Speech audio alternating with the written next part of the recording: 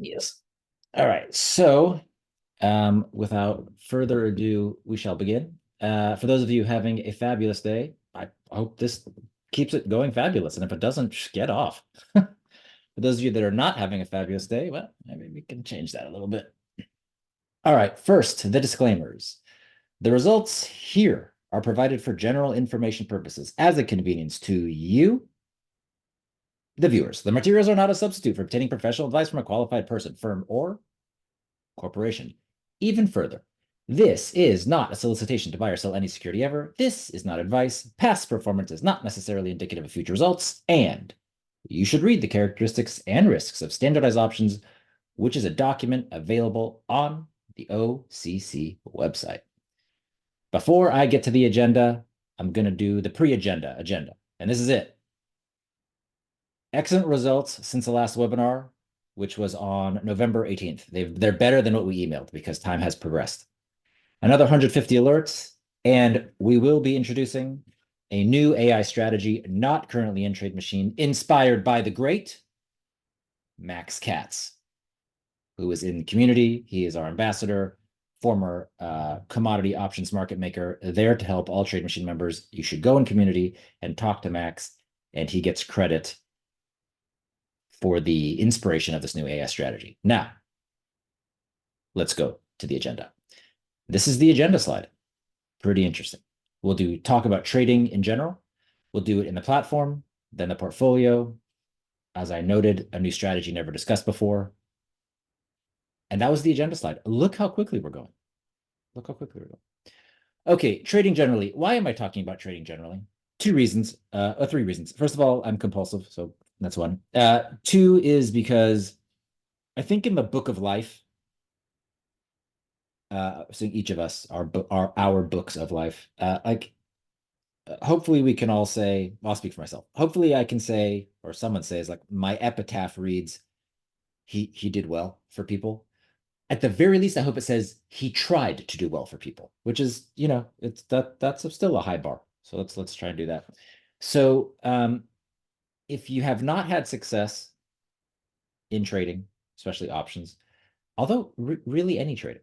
So if you trade bond futures or whatever, like there's a chance it's the mistakes here that explain your performance, not the TradeMachine stuff, just this thing. And so this first bullet, well, it's a second bullet point. This is something I repeat a lot, and there's going to be a lot of TradeMachine members who are going to say, Ophir, like, I appreciate it. Can you just stop with the same introduction every time? I can't because of my epitaph. The epitaph that will never be written but lives in my mind. It must be that I at least tried to do good. It must be. I cannot imagine existing without that, at least that effort. Sorry. For those of you who haven't seen it, you're going to go on a little bit of a roller coaster. One thing I can promise all of you, it's shorter than normal. Okay. You have heard me say, for a successful trading career, I'm talking about this thing, trading generally, right? Okay. We have to look at the long arc, and I believe that option traders need a portfolio of trades. What is a portfolio of trades? I'm glad you asked. That means some trades which are long volatility. If you don't know what that is, it means you basically are buying options. You can think of a trade as long volatility if it's a debit, if it costs you money. Okay, but you also need short volatility, right? So it's short options, not naked. Neither of these are naked.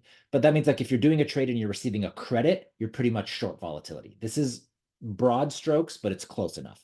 If you want a real lesson on Vega and Gamma and all that, then Jason did that, and we have legit education. But this is so we can move quickly. But you need more than being long vol and short vol. You have to be prepared to have trades like if there's a bull market. We've roughly been in a bull market, right? Or not roughly, we've been in a bull market. But you also be prepared for a bear market. But there's also things, so in between a bull and a bear market, if you're going from a bull market to a bear market, stocks are falling.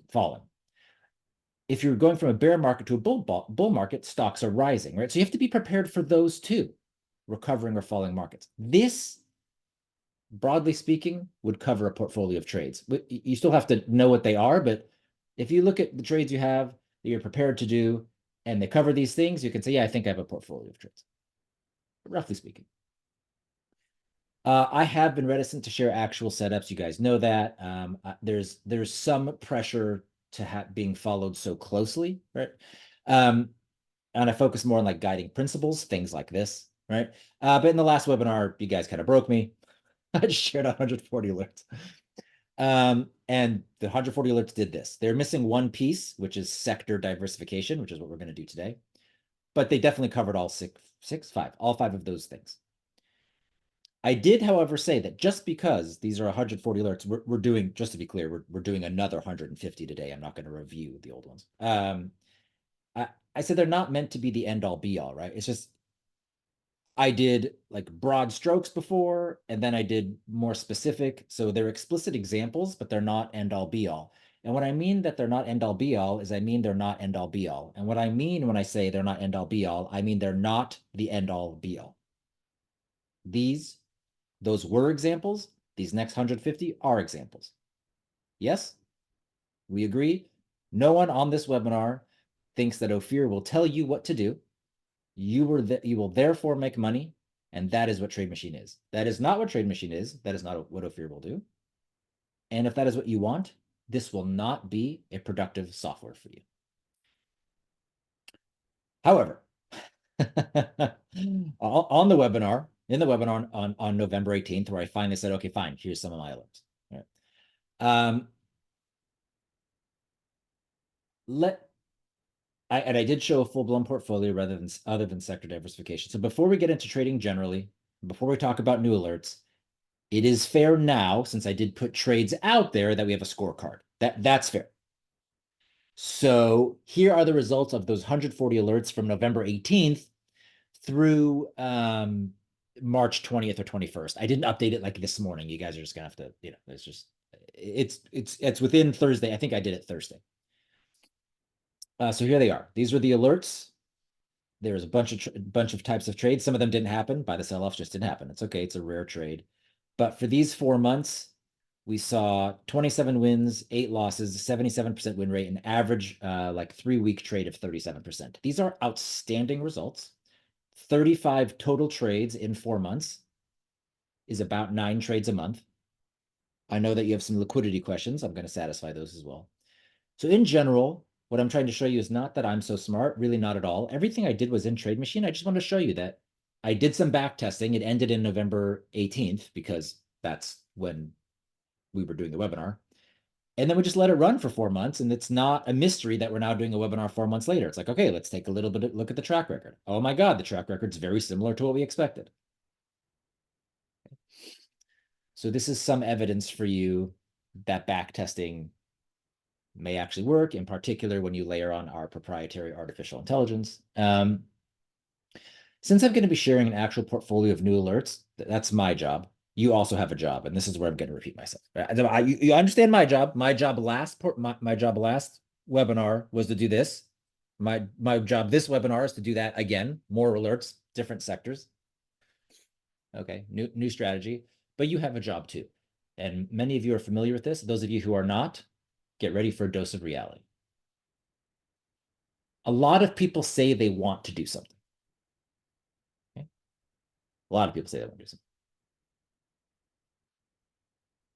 But what they really mean is they like the idea of something. And if you want to know the difference, think of something you daydream about from time to time, but you've never really pursued. You like the idea of that. You don't really want it. And by the way, liking the idea of things is perfectly fine. In fact, I can't imagine being alive without having some daydreams, without liking the idea of doing things. How could you survive in a world that's only based in reality? That reality can be quite harsh. But you should know the difference, because this is the difference between dollars and cents in trading. Understand the difference. You say, oh, well, what's the difference? Okay, well, let's talk about the difference. In my opinion, if you want to be a successful trader and you're able to disentangle this difference, wanting something and liking the idea of something, then your focus will be on the following 3 things. TradeMachine members, here comes our mantra. A process or a plan. Since I've talked about these things, I'm going to introduce someone. I had a conversation with someone you may know, Ben Franklin.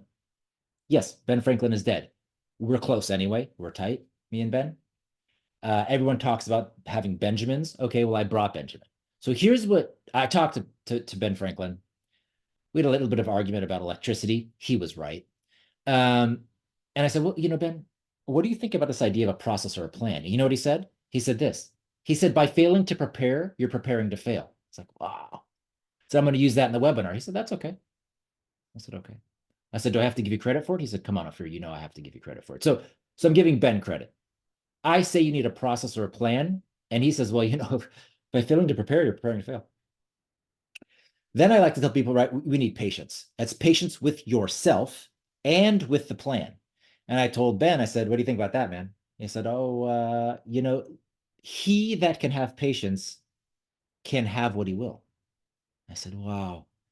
I said, you speak oddly, but I'm gonna paraphrase. He said, don't paraphrase me, take the quote. I said, all right. This is Benjamin's quote. All right, and the third thing you need is effort. And there's two things about effort. I'm gonna give you the bad news first and the good news second. I like to finish on a good note. Here's the bad news. It's probably not going to be as easy as you want it to be. You think, I want to be a trader. I want to trade options. I want to be profitable. I want to get those results TradeMachine showed me. Let's do it. Yeah, it's not going to be that easy. But there's a good part. Now, as I was telling Ben Franklin this, he interrupted me. He's very talkative. He's incredibly talkative. And I said, yeah, well, Ben, I haven't said the other part. He said, no, I don't want to hear the second bullet point yet. He said, something I want to tell you, Ophir. I said, yeah. He said, laziness travels so slowly that poverty soon overtakes him. I told him again, I said, that's really clever. You're saying if you're not putting in effort, you're lazy. And I said, can I paraphrase that? Because you speak like in old English. And he said, no, you cannot paraphrase me. You have to quote me. I said, all right. Ben Franklin says, laziness travels so slowly that poverty soon overtakes him. And then he had more to say. He said, when you are finished changing, you're finished. And I said, well, what does that mean? He said, just because you're familiar with something and you want to do that, that doesn't mean you shouldn't look at the things that you're unfamiliar with so you can progress. And I said, man, that's really good for TradeMachine. You must have an appetite in life. And since I'm not talking to you about life, I'm talking about trading. You must have an appetite to run toward that which is not familiar to you, because the things that are familiar to you aren't working. When you are finished changing, you're finished. And I thought Ben was so good, I'm just going to have all four things that he said. Basically, he said, you need a plan. He said, you need to have patience. And he said, you need to have effort. I was like blown away. I was like, wow, man, that's exactly what I tell traders. This is exactly what I could not believe Ben Franklin was on the TradeMachine train. I looked back. He's been a member for like 7 years. It's amazing. So in all seriousness, I told you there's the bad part of effort. It's probably not going to be as easy as you want it to be. I do want to give you the good news about effort. It's also probably going to be more satisfying than you think it will be. And the reason it will probably be more satisfying than you think it will be is actually because it's probably not going to be as easy as you want it to be. There's something very satisfying as human beings when we accomplish something and it simply took effort. It just is. It's far less satisfying to win the lottery than it is to earn $10 million. It just is. And just look at every lottery winner in the history of time and look what happens to their lives. They're actually worse off because they didn't put in the effort, which says something about the human condition. So know the difference about wanting to do something and liking the idea of something. It's okay to like the idea of doing things, to have daydreams and to not really pursue them. God bless you. I certainly have them. But if that's what you think about trading, like, man, I just have these dreams about like trading and being so successful, this would be awesome. And you never really do anything about it, then just that's fine. Don't start committing capital to it because you're going to lose your money. And that wonderful daydream you had is going to ruin your life. Okay, so one last thing. The process and plan part, I can help with. TradeMachine can help with. The effort part, TradeMachine can do partially for you. I can't really do a lot about the patience thing. So some of us, not me, are just naturally patient people. And you're just that's a beautiful character trait to have, honestly. And so the patience part won't be that hard for you. Some of us, like me, we're not naturally patient. I'm not a patient man. Those of you who know me for the last 10 years doing CML, by the way, CML turns 10 years next month. For those of you that have been with me for that long, you probably have picked up over the last several years or decade that I'm not the most patient man. So this was actually really the hardest part for me. Effort has never been a problem for me. Having a process was never hard for me. Patience was hard for me. So I can't help with this. That's one thing that like you kind of got to bring yourself. I have some personal views that might help you as an impatient person that might help those of you who are impatient. So I'm going to try with that. Okay. So here's what I have to say. Take it or leave it. I'm just trying to address this thing that I can't, that TradeMachine can't help you with. The journey to loving and understanding yourself is not a race, I assure you. I'm 47, if you're wondering how old the person speaking is. Okay. I was 37 when we started CMO. I was a market maker at 32. Okay. I'm different. It's just not a race. It's a walk. Um, what I have learned with regard to patience is just to be gentle with myself. Okay. Cherish yourself, be patient with yourself, and a plan will help with your patience as long as you do this one thing. And TradeMachine members know what this one thing is. It's the one time that I'll use bad language on the slideshow. If there are children who are watching this, and I'm so honored that some of you bring your kind of young ones to watch, like, hey, here's to introduce trading. You need to mute your audio for a second until I get off the slide. So I'm generally a very kind man, but I do have to be realistic with you when it comes to trading, because ultimately you're not really here you're not here to listen to my life views. You're on a trading webinar. So I get that. I'm not here to preach, to literally preach Ben Franklin. All right. So just for a moment, kind of find yourself, feel your butt on your chair, touch your hands, just be present for a second. Okay. Stop looking at your phone just for a second, and then you can go back to your phone. Just listen. And if you're watching the slides, you could even close your eyes. Okay. And listen to this next thing I'm going to say. A plan can help with patience as long as you write it the fuck down. Write it down. Don't sort of write it down. Don't think you know it. Don't have it in your mind. Don't use a piece of scratch paper. Write it down. Write it down. You want to know a part of effort? Right here. If you don't write it down, then you have to run. You don't have to. I recommend you run toward the thing that is unfamiliar to you. Life is hard. Life is fast. Life is busy. I got it. If you want to trade, in my opinion, you need a plan and you need to write it the fuck down. And if you don't have the time to write it down, don't trade. If that effort cannot be exercised by you, just stop. There's so many other things you can do with your life. One of the most celebrated, maybe the most celebrated trader ever, Jesse Livermore. We love him. He is the basis for the book, Reminiscences of a Stock Operator. There's one thing you should know about Jesse Livermore. Jesse Livermore's life died with a pistol in his mouth. He killed himself. The most celebrated trader ever. This is not an easy thing. One way to make it easier is to develop patience. And one way to develop patience is to have a plan. And one way to exercise that patience in a plan is to write it the fuck down. Write it the fuck down. If I knew Jesse Livermore, that's what I would have told him. I don't think he would have ended up with a pistol in his mouth. Don't like the idea. Want it. Here's your first test. If you like the idea, you're not going to write it down. If you want it, you're going to write it down. The red is your job. I told you what my job is. I'm about to do it. This is basically the end of the slideshow. Right? A process or a plan, I'll show you how to do that. Patience, can't help you with that. Effort, I'll help partially.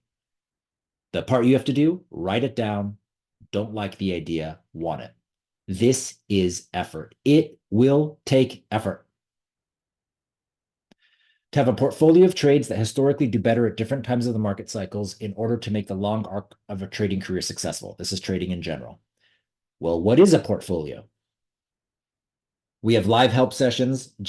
Max ran them. I did some. Jason Hitchings, our CTO and the creator of TradeMachine, runs them with Amanda, our head of client support. In live help sessions that I did, I did this, right? We have a strategy called Spread the Sell-Off plus AI. I showed a couple of sectors. Something called Buy the Sell-Off with AI. I showed 3 sectors. I talked about when stocks have technical strength. Another strategy with our AI, went over several sectors, multiple time frames. Then I did when a stock recaptures technical failure. I'm going to move this slide up a little bit. Okay.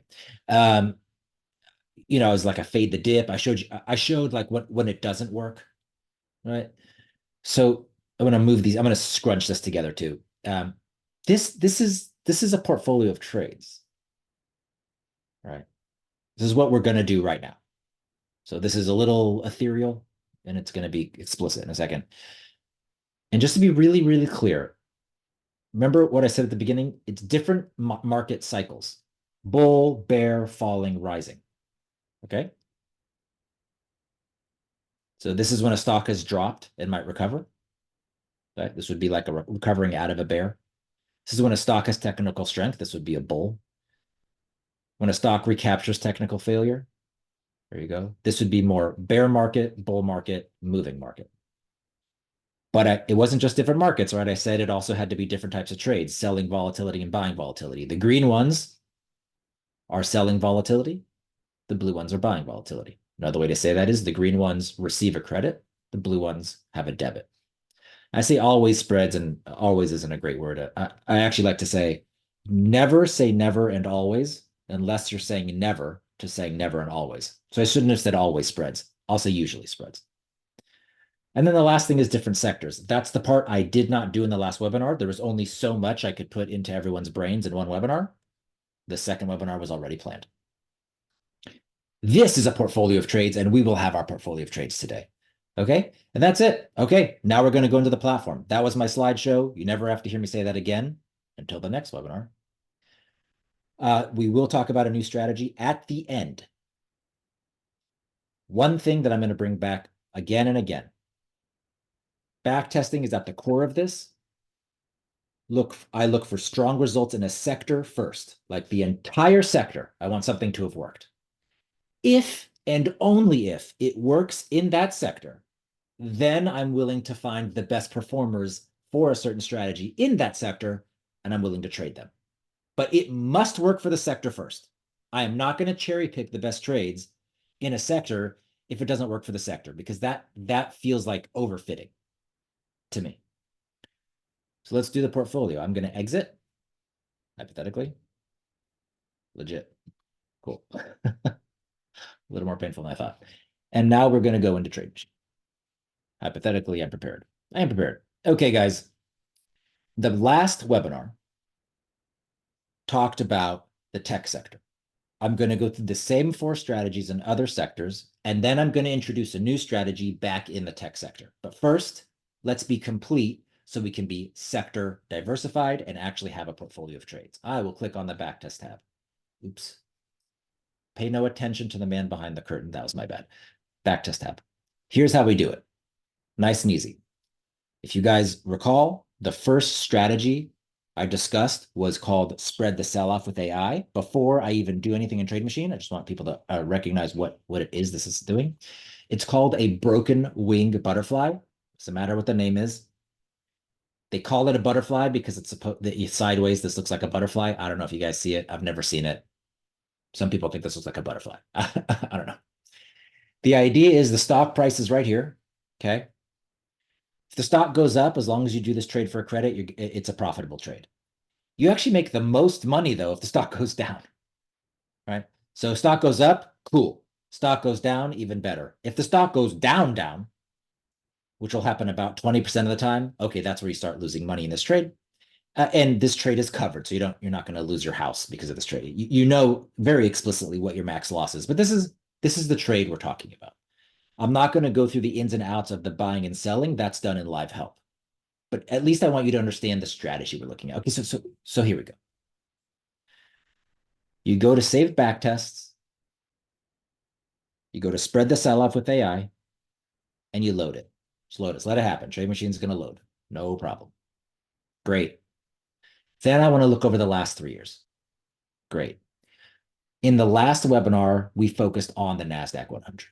I don't want to focus on the NASDAQ 100 because I want to be sector diversified. I've already got those alerts. I'm going to go to portfolios and I'm going to start with financials. And here's what's going to happen. TradeMachine is going to start ripping through every stock in the XLF, okay, in order to measure the performance of this strategy. It's remarkable. Okay, TradeMachine's getting overloaded. XLF, this ETF, is something like 150 names. I don't know exactly. If you are a monthly subscriber to TradeMachine, you can do everything I'm doing, but your portfolio will only load 50 tickers at once. Okay. If you are an annual subscriber, which we have a fancy name for, we call a platinum subscriber, your portfolio can have as much as 200 names. So you'll just be able to do this much faster. Also, platinum subscribers, these annual subscribers, back tests are 5 to 50 times faster. So you just roll through it faster. So you can do this if you're a monthly subscriber, absolutely. It's just easier if you're a platinum subscriber. Oddly, a platinum subscription is less expensive than monthly if you run it out by month. So if you want that upgrade at any time, you just email support. You always have that option. So I'm going to let this run. Okay, I'm going to let TradeMachine do it. Unfortunately, TradeMachine is getting crushed right now because everyone is following along with me. So this is going to take a little longer than I wanted. So we're going to have to entertain ourselves as TradeMachine does this. Yeah. Are you not entertained? Did you not prepare a story for this? My stories are for later. It's true though. I could bring Ben Franklin back. Okay, here we go. It's starting to, you can now see it's starting to go through. So sorry, guys, this webinar in general is going to take a little longer than I anticipated. It's okay. It's worth it. So what I'm going to be focusing on, I'm going to bring this back. This hypothetically have an image open. Yes. So if you remember, there was a slide and I'm just taking a snapshot of it. So back testing is at the core. That's what we're doing. I'm looking for strong results in a sector first. If and only if the results are strong in the sector, will I go any further? I can log into another URL. Let me go here. I'll log in somewhere you guys can't see. Otherwise, everyone's going to use that URL. Okay. I will log in.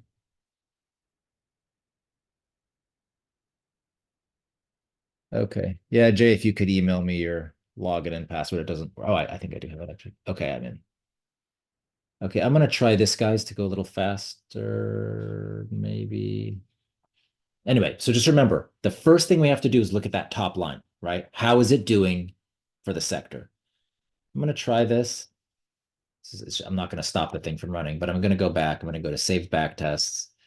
I'm going to go to spread the sell off with AI. I'm going to go to 3 years.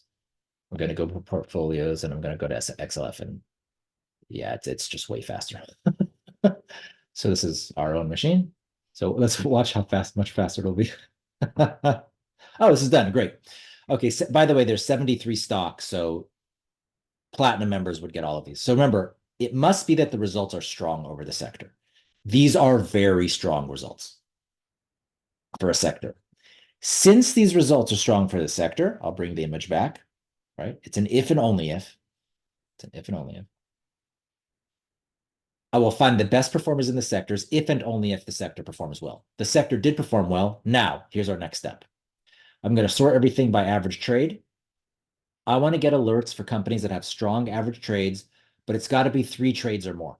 Otherwise, it's just kind of not really holistic data. So I'm just going to start clicking them. I like this. I like this. This is only 2. If you can see where when my cursor moves, it's highlighting a row. Makes it a lot easier. I'm looking for numbers there's more than 3 trades, 3 or more trades.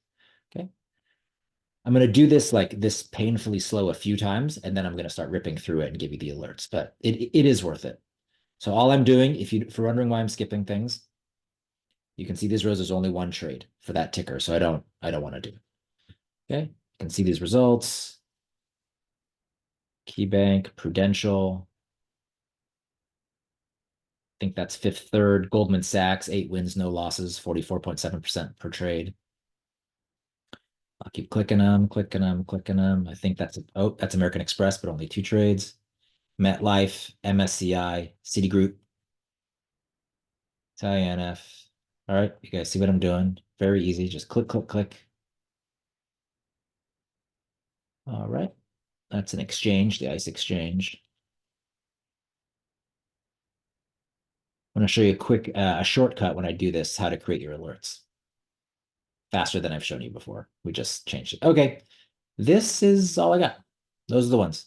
Actually, you know what? These average returns aren't high enough. I'm going to stop here. So the 18% is kind of like that. I don't want these average trades at 14%. So normally what I would do is I would add an alert with all of these, but it would be all the tickers. I want to show you a little trick. Okay, here's a TradeMachine trick. Click add alert. Take these tickers. Okay, I'm going to select, I'm actually going to go slowly. I'm going to use my right clicking, select all. I'm going to copy those tickers. When I go back to the backtest tab, I'm going to go to tickers. I'm going to paste those tickers in there. So now I'm only looking at the tickers I selected. And if I've done this correctly, I think this will be 42 trades.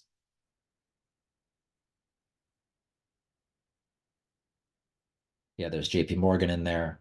I like to see that. Yep, 42 trades. Okay, here's how the 42 best companies did. Okay, this is only relevant to me because the sector in general worked. Now I'm going to click add alert. It's got my 42 tickers. I'm going to write myself a note. This is spread the sell-off. Whoops. You will get this link. Don't worry about it. And I'm going to say financials. Okay. I'm going to click add alert. All 42 alerts were added. So this technical condition, which we can look at here, this occurs when a stock in the last 30 days is down 10% or more. It's what we call a correction. When the stock is already below the 200-day moving average, and 2 of our measures of artificial intelligence trigger at a certain level. I want you to remember those last 2 things because I'm going to apply that same logic in AI to a new strategy. Okay. So I've just added 42 alerts. Okay. How about the next strategy? The next thing I want to do is the pre-earnings diagonal. That's for a bull market, pre-earnings diagonal with AI. I'll load it. Let TradeMachine do its thing. I'll go to 3 years. I'll go to portfolios. And what I want to look at here first and foremost is, are the results good enough overall in the sector for me to pick the best? After that, I'm going to show you 2 strategies in a row where it fails, where I say, nope, don't want it. There are sectors where some strategies will fail. And because of that, there's a hole in the portfolio. And that's why I'm adding a new strategy. The hole is that we're selling more volatility than we're buying, which I'm generally okay with, but it's getting overwhelmed with selling volatility. Okay, this is a great trade. This is a 1-week trade in the sector, 63% win rate, 20% in a week. And I think we can all agree we're having a pretty good time. So I'm going to do the same thing. I'm looking for more than 3 trades. Sorry, 3 or more, pardon me. Oops. All right. Here's Bank of America. Like to see that. Here's SIBO. Here's Visa. It's everywhere you want to be. Schwab. I'm actually okay with 2 wins and 2 losses here. My win rates, I don't get too excited about. It's the average return. I mean, I don't want a 10% win rate, but I think that's good enough. Well, let's go down there. All right, that's enough. So I've selected, I think that's 15 tickers. I'm going to do the same trick again. I'm going to click add alert, but rather than add the entire backtest, I'm going to right click, select all, right click, copy. I don't need this anymore. Don't need this anymore. Don't need this anymore. I'm going to go back to tickers. I'm just going to stick them in. This will give me hypothetically 15 alerts. 14. All right, well, I missed one. 14. And here's how those best 14 did. All right. This is a one week trade. going to add the alerts. This is the pre-earnings diagonal. So I'm going to write that pre-earnings diagonal. And this is financials. So when I get an alert for any of these tickers, this whole thing is going to come to me, and I'm going to know what exactly I am looking at. I think these notes, you don't need to put these notes to make TradeMachine functional, but if you're getting as many alerts as I am, for all intents and purposes, you do. You're like, what is this alert? So be kind to yourself, write notes. Okay. So we've now created 56 alerts. All right. The next one on the list is fade the dip with AI. This one is going to fail. I'm not going to bury the lead. Okay. I'm going to go to XLF. So this is what a platinum membership looks like. It goes this fast, just so you know. All right, so let's see how fading the dip, which is selling a put spread with AI, has worked in the financial sector over the last 3 years. And if it's worked well, cool. We'll pick the best performers. But, oops. Little surprise for CML Pro members there. Remember, I will only pick the best if and only if the sector itself performs well. Okay, here we are. That's just not good enough. The win rate's fine, but I don't want to do trade for 4% with commissions. That's break even. So I'm just not going to do this trade. I'm picking in the financial sector. I am taking no fade the dips. Not going to sort it. Not going to do check, check, check. That's it. And let's do the last one, which is buy the sell off. And then we'll get into energy, which is a really interesting sector. So buy the sell off with AI. I'll load it. This is how you do it in TradeMachine. Just load it. Let TradeMachine load a ticker. It's going to load a tech sector ticker. It's fine. Go to 3 years. Let TradeMachine do its thing. Now I'm going to go to financials. This one too will not work. By not work, I mean the results sector wide aren't good enough for me to even consider going one by one. It's because of these realities as we go through some of these sectors that I had to introduce a new strategy. It's just the realities of how the market has changed over the last 3 years. And it does make sense that selling volatility has been really successful over the last 3 years because VIX has been really low and continues to stay low. But that means I want to prepare the portfolio for a different world. That got stuck.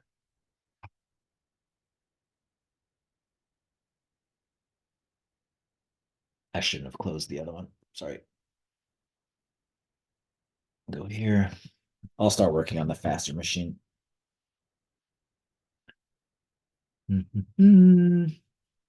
I'll just do it on this one. Here. I did this was buy the sell off with AI, load it, let it load a ticker, go to 3 years, go to portfolios, do XLF. Okay. The top line results, that summary line, this is what platinum normally looks like. It won't look good. And since it doesn't look good, I'm not going to add any more alerts for XLF for financials. We'll stick with 56 alerts. So let's just let it happen. Oh, Jay, internal isn't. That's funny. My internal account is not platinum. Okay. So you could make an argument this is good enough. I don't think it is because this buy the sell off is actually a 1-month trade. And don't get me wrong, I'll take 13% a month for the rest of my life. I'd be a billionaire. But this is with back testing, you need to allow for some degrees of freedom, a little bit of like, it's not going to be quite as good as it looks. So this to me personally is a fail. And I'm going to say, yeah, I don't really want to get these alerts. Let's go to the next sector, and that's going to be energy. And I do think this is important to have a portfolio that is really disconnected from the rest of the market. So I'm just going to do it again. I'm going to spread the sell off, let it load a ticker. I'm going to do 3 years. And now I'm going to go to the energy sector. All right. This will look good across the sector. This is a very small portfolio, XLE. You can see the giants, ExxonMobil, Chevron, ConocoPhillips, Schlumberger, et cetera, et cetera, et cetera. Halliburton.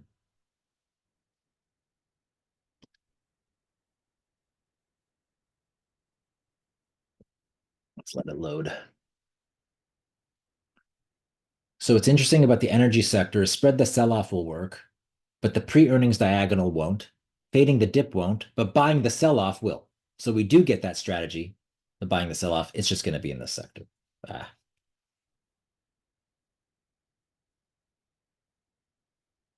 Okay. So sector wide, yeah, I'm going to take a 91% win rate and 43%. That's I'm in. Let's take the best, at least 3 trades. So Halliburton, PXD, Schlumberger, Devon, KMI, Marathon, and ConocoPhillips. Okay, and I'm gonna do the same trick. I'm gonna add the alert, but I only want to do those tickers. I'll come back here. I'll go to tickers. I'll throw them in there. This should give me 14 alerts, I think, if I did it right. 14 alerts. This is how well they've done. Awesome. I'm going to add these alerts. This is going to be spread the sell-off in energy. There you go. I'm now add another 14 alerts. So we're now at 70 alerts so far this webinar. Okay, great. Just trust me, the pre-earnings diagonal and fade the dip don't work in this industry. In other words, they don't pass what I would consider good enough for the industry, but what does, and what we have not seen yet, is buying the sell-off. So I'll load that strategy, click 3 years, and then I want to talk about what might not be obvious, but what is happening with our portfolio and how our portfolio is getting a little out of whack already, and how we're going to fix it. Energy. Nah, we're getting crushed. Okay.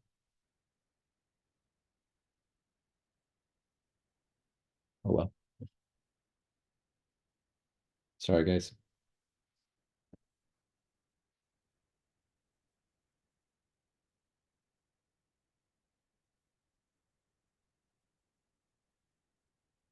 Okay, here comes the portfolio test of energy for what is buy the sell-off. So something that did work in the QQQ, so in NASDAQ 100 that I showed last time, did not work in financials, at least for me, but does work in energy, which actually does make sense, especially with some of these mega caps. So doesn't happen very often. 7 wins. Actually, that shouldn't be the case. Huh. I think there was a bug there. These results are fine, but there's more trades than this. So I'm going to do 3 years again, as painful as it might be. I'm actually going to select the energy, this portfolio again, as painful as that might be.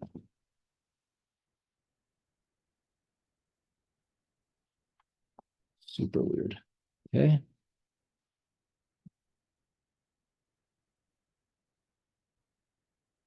And here are my favorite tickers. I'm willing to select ones that have only one trade. That's fine. So of my favorite tickers in energy, 15 and 0. This is over 3 years. It just doesn't happen very often. It's fine. It's running in the background. You'll get alerted. You get a text, you get an email when it happens. I want to add these 15 alerts. So I'll add the alert. This is the first time we're going to do buy the sell-off. And AI, and this is in energy. So there's another 15 alerts. So 15 or so. So that should put us at what are we at? Like 85, something like that. Okay, great. Okay, the last sector I'm going to do, and this is enough for me, technology, energy, financials, and healthcare are enough for me. Having said that, consumer staples are fine, basic materials are fine, whatever you like. This is the last one that I'm going to show.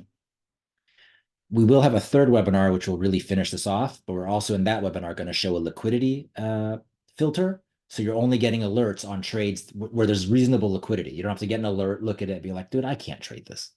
Okay. So we're going to do, what do I want to, here I want to show one where fade the dip works, because so far fade the dip has not made the cut. It does make the cut in healthcare. Fade the dip plus AI. I'm going to load it, let it load.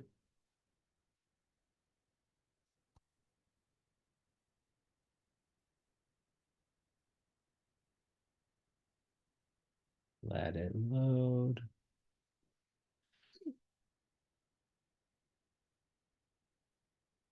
Legit. Go to 3 years. Got it. Then I will go to healthcare. Healthcare is actually, I think, the largest portfolio other than software. So unfortunately, this one will take some time. This is Fade the Dip. I want to show you that it works well in the sector, and then I'll show you my favorites. I'll let that load too at the same time since we're here. I only get 8 alerts out of this, but it's worth it for me. So on this screen, I'm already loading my favorite tickers in Fade the Dip in healthcare. This is loading the whole thing. So this thing must show overall strength for the sector, and then I'm just going to preload the ones that I liked. So this top line must be strong in order for this screen to matter. So here are the ones that I liked in healthcare: 25 and 2, 104% average return. Hard not to like that. So I'm just going to add those 2 alerts. That is selling volatility. And now I'm going to show you a weakness we have. Fade the dip in healthcare. Awesome. Okay. Here is the whole sector. Here's how the whole sector did. That was definitely good enough for me to start picking the best. Okay. In total, I have 60 alerts in healthcare, which you guys will get. I'm going to show you. Don't worry. When I go back to the slideshow, you'll just see everything.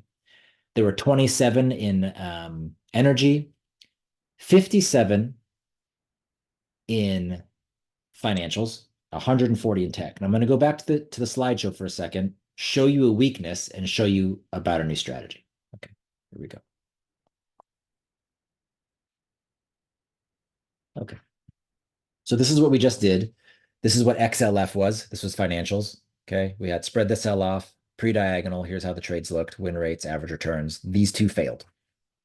And this gave us 56 alerts. In XLE, so energy, spread the sell-off looked great, 14 alerts. Oops. Buy the sell-off worked, the other 2 failed. So this gives us another 27 alerts. Here's the total averages. All right. I'm going to make this a little smaller, smushed together so I can put in healthcare. Okay. So now here comes healthcare. Healthcare worked in 3 of the 4 strategies. We obviously have, as many strategies as you like in TradeMachine. I like to keep it to a small number, but it turns out that small number is too small. I'm going to show you why. Here's the problem. So by the way, here's 60 plus 27 plus 66, 56. Okay. Here's the problem. That the vast majority of trades are coming from spread the sell-off. It's a great trade. I'm okay with it. But that means, remember what I said a portfolio needed to be? It's just a lot of vol selling. So if I'm going to be meticulous, which I think we should be, about defining and implementing a portfolio, it's got to be the case that we pay attention to all of it. Yes, we looked at 4 strategies. Yes, we're looking at 4 sectors now because we did the technology in the prior webinar, right, with NASDAQ 100. That's true. But if we're really, and it's different types of action in the market: bull market, bear market, recovering market, falling market. But if we're really intellectually honest, this is really, really heavy on selling vol.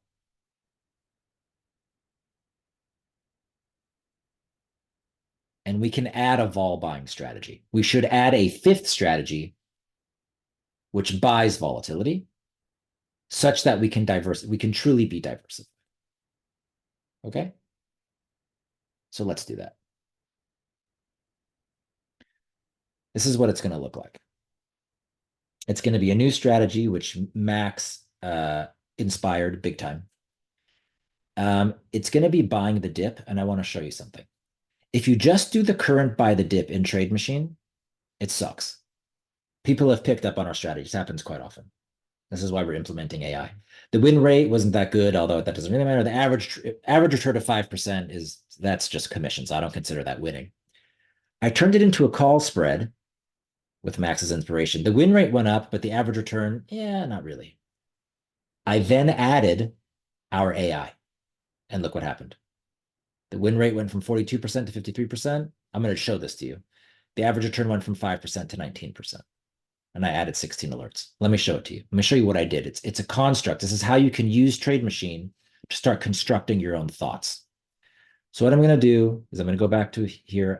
I'm just going to select buy the dip. Okay. This is what it's born of this strategy, buy the dip. Great. Sweet.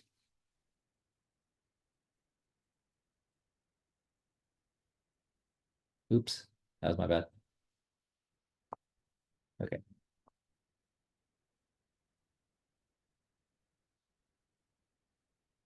Okay. So we're going to do buy the, we're going to load one ticker. That's fine. We'll do it for 3 years. That's fine. We're going to do it in the NASDAQ 100. You know the results aren't going to be very good. I showed it to you. I just want to prove it to you. It's fine. Platinum's ripping now. Okay. So this is buy the dip. And the question is, how do I create a strategy that's buying volatility, which doesn't really exist in TradeMachine yet, but makes use of the things we know in TradeMachine that work, right? So this is where effort comes in, right? This might be a little unfamiliar to you, but it's completely in the realm of your intellectual capacity, completely in the realm of your intellectual capacity. So here comes the buy the dip results. Remember, it'll be like a 42% win rate, yeah, and a 5% return. Like that's not good enough. So we say to ourselves, how do I do things that have been working in the past? And I know that are similar to the other strategies, but start layering on some of the things that are different than this. So first of all, this is just buying a call. And you know how I feel about that. Remember, I had that thing that says spread always. And I said, you shouldn't really say the word always, but pretty close to always. So the first thing I want to do is say, well, I'm going to take a picture of this. I'm gonna have this here, and then I'm gonna mark it up a little bit so you know I'm not making it up, like blah. Okay, so I'm gonna bring this image back. Okay, so I'm gonna go to call spread, and I want to do a 50-30 call spread. That means I want to buy an at the money call and sell an out of the money call. Okay, that's it. I'm gonna let it run. And what will happen is the results will be the win rate will be better, the return will be a little better. This is our benchmark, right? This is the benchmark that is just not good enough to do buy the dip anymore. There's my squiggle, so you know it's real. Right there is my squiggle. Okay, so let's let this happen. So the first thing we're doing is all of the other strategies I showed you are spreads. So the first things first is like, okay, well, what's wrong? First, let's turn it into a spread. First things first. All right, it's just happening, happening, happening. Again, platinum members are going to get it this fast and you can do the whole strategy. Okay, so here it is. So we went from a 42% win rate to a 48% win rate. Average return went from 5.4 to 6.4. I don't even know if these numbers are statistically significantly different. I'll bet you these are. Okay, so the first thing is every strategy we've looked at has been a spread.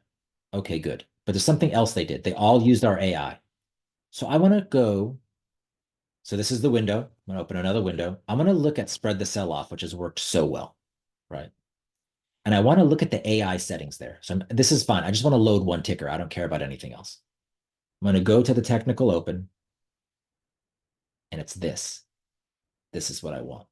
This is our AI settings. I actually have it saved as an image right here. So you can just verify that I'm not making stuff up. Okay. So this part is the same as this part. I just took a snippet. Okay. So I want to take our spread and add this to it and see if it makes a difference. Okay. I'm gonna move this out of the way. I'm going to close this. I'm going to go back here. I'm going to go to the technical open. I'm going to drag my picture back. I'm like, okay, I need to add these two things. First is 6 months asymmetry has to be below 0. Okay. Move that out of the way. I'll go to 6-month asymmetry and it'll be below 0. Okay, that's the first thing. The second thing, I'll bring the image back. In the last year, the tailoredness is below 0. Okay. Now, again, I'm not reinventing the wheel. You don't have to be an AI scientist because this is already built into another strategy, which I'm referencing that was doing so well. We should use those AI settings. Now, let's see how we do. And remember, this was our benchmark. Okay, I'll draw on it again, just a little less. Yes, that's what I want to do. Just let me draw. Okay, that's the old one. So let TradeMachine. So what have we done? We've made it a spread. We've added our AI settings, which are proprietary. This is effort. When I talk about effort, this is what effort is. You're like, the portfolio is supposed to have buying vol and selling vol and different kinds of markets. It's kind of dominated by this one trade. I need something that's buying vol, something that's different. How do I do that? Right? Well, let me take an existing strategy and make it look like the others. It wasn't a spread, make it a spread. It didn't have AI, I'm going to add AI. And what AI will I add? I don't know. I'll just mimic the AI that's in the other strategy that was working. All of a sudden, we're here. From a 42% win rate to a 51% win rate, from a 5% return to a 15% return. Now that's good enough for me to say, aha, now let me pick the best. I want at least 3 trades, and you know this process, guys. That's Dollar Tree, Adobe. This is tech, so you're going to see some names you should recognize since we're all kind of tech obsessed. You actually could choose Fastenal if you wanted to. Amazon, Amgen, PDD, ODFL, Intuit, CDNSS, Autodesk, Qualcomm if you want. I would say this is the bottom for me, 18%. Okay, so I'm going to go to add alerts. I'm going to select all. I'm going to right click, copy. I'm going to put these tickers in. These are the ones I really want. And hypothetically, if I did that right, I should have maybe 16 alerts. Did I do that right? 15 alerts. Okay. So these are the ones I want. Here's how they've looked. I'm going to go to add alert now. And here's a new one. This is buy the dip as a spread with AI in the queues. So I've just added 15 alerts. Now, what you should be thinking is, I wonder how this did in financials. I wonder how this did in energy. I wonder how this did in healthcare. Right? That's the effort. It's not that hard, but it is effort. I'm not going to do that for you. That's going to be webinar number 3, where we will have a full blown, this is now 300 trades. It'll be more like 450 when we're done, 500 when we're done. We will layer on top of it a liquidity filter so that alerts you're getting satisfy the type of liquidity you want, trades you can actually do if you want to. It'll make this list of 500 shrink again, but they'll all be alerts you can act on. And I don't think you should only use TradeMachine based on what I'm doing, these 5 strategies, all with our AI and whatever. But if you wanted to, by the next webinar with our liquidity measure, if you so desired, like I like this process. This feels like a process or a plan. This is taking patience. This is putting in the effort. If you wanted to, I think you could survive quite well as a trader with the alerts once this entire portfolio is done. I think you should do more, find yourself, find the things you're comfortable with, but I think that's it. I just want to remember, just because I've only done 4 industries doesn't mean you can't do other industries, right? I mean, oftentimes consumer staples or basic materials are phenomenal places to be because they can act differently than technology. Okay. So let me go back to the slideshow, which is for all intents and purposes 99% done. Okay. So remember I said, well, gosh, we're selling a lot of vol. We can add a vol buying strategy. By the way, you guys are going to get all the links to these alerts you're going to get. I'm going to have to write it down. I said, well, let's do buy the dip. Let's make it a spread. Make it a spread. Let's add AI. What AI? Well, the AI that was working in spread the sell-off. Right. Now I'll select the best, and I've got more alerts. And now that I've done that in the QQQ, now I can do it financials. Now I can do it in energy. Now I can do it in healthcare. And lo and behold, I'm going to have another 50 alerts or 60 or 70 alerts, which balance this. Right? Now we're creating a portfolio of trades. Okay. Now we're honoring those definitions I had at the very beginning. Right? Let's go back. Right here. It sure looked like I had this, but when I looked at the results, I was like, actually, I'm kind of doing a little bit too much of this. A little bit too much of this. So I want more of this. We did it. So we turned it into a spread. We used our AI, which of course is proprietary. Then we're going to do it in different sectors. Now we're really honoring the process. So you see, even for me, it takes effort. I thought I was done. And then when I took a sort of intellectually honest look at what I had done, I was like, you know what? That's not honoring a portfolio. I need to do more. That's the effort. It happens for me too. All right. If you're not a Trade Machine member, if you go to get Trade Machine 5, so take this URL. I'll put it in chat, I guess. Here, let me just put it in chat. I want to show you something, and then I'm going to answer questions. So let me go into chat, wherever chat is. Here's chat. I'll send it to everyone. To everyone. And then you put this coupon code webinar9. You can get Trade Machine for 9 days for $9. So you're not sure? In 9 days, you should be sure. Sorry, you just should be. If you put in the effort, you should be sure. There it is. I put it in chat. And then the last thing, I was talking to Ben, and I said, how should I close the webinar, Mr. Franklin? And he said, how about this? He said, why don't you do this? I said, should it be about trading? He said, it shouldn't be about trading. It's the last thing he told me. He's on my WhatsApp, Ben Franklin. He said, speak ill of no man, but speak all the good you know of everybody. Turns out Ben Franklin was a great trader. He's a pretty good guy too. All right, guys, I'm going to pause now. I'm going to take a bathroom break, and then I'm going to take all your questions live. You will get all of the alerts I showed you, even the ones that I didn't go through, in an email if you're registered, which you are. So you'll have another 150 or so. You will have the reconstructed by the dip. So you don't have to, you can either go back and see how I did it, or you can just receive it as a URL, as a link, and you can start going through it. Give me 1 second. I just have to go to the bathroom. I'm actually going to leave. I'm going to leave this up. I think that's good to leave up. I'm going to pause the recording, and Mandy will remind me to start recording again because I'll forget. Let me pause the recording. And while he's doing that, everybody go ahead and Recording. I will exit the slideshow. I will start the video. You can now look at me. Oh, I should probably stop sharing my screen. Stop share. Now you can really look at me. I mean, maybe they wanted to look at the Ben Franklin quote the rest of the time. It's fair. He doesn't like me to share his phone number, so I won't do that. But... All right, guys. I would just like to point out that in 1 hour, I did my whole spiel about process, plan, and effort, process, patience, and effort.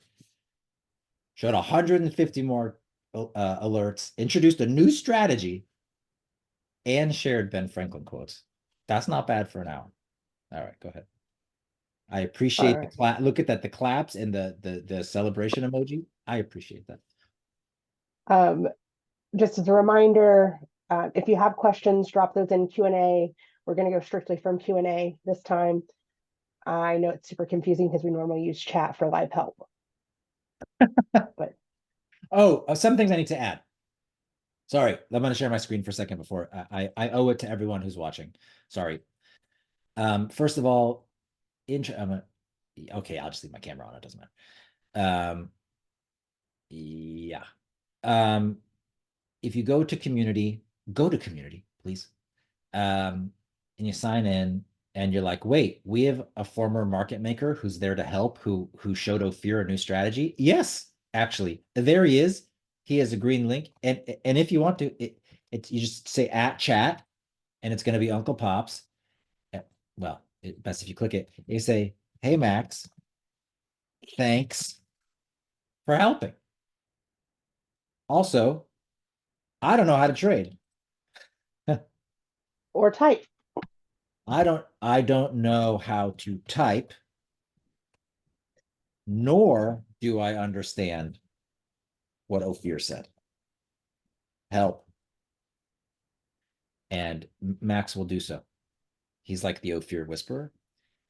We have people sharing awesome trades here, like Canuck Dave, Fish Sticks, Susan's in here. I was gonna say Susan, yet another Dave. Everyone, I shouldn't have started naming people because now people are gonna feel like I left them out. I think it's Canuck Dave there's someone in here, several. Canuck Dave is one of them who writes it the fuck down. They actually have an image. It says WITFD. I think it was Dave. WITFD. Write it the fuck down. So Yet another Dave. yet another Dave said, write it the fuck down. So that's community. That's one thing I wanted to show. We have live help once a week, like live help. You can just ask questions like, how does this button work? Max is in here during the days, 5 days a week. So you can have chat help, you can have community help, you can have live help with Jason and Mandy. You have the Learn tab, which is Mandy is reconstructing in a magnificent way. Here is like deep education, like legit options education. The first 4 parts are from Jason. The last 2 are from me. It's really good if you're trying to learn about options. And anything you wonder about TradeMachine, do it here.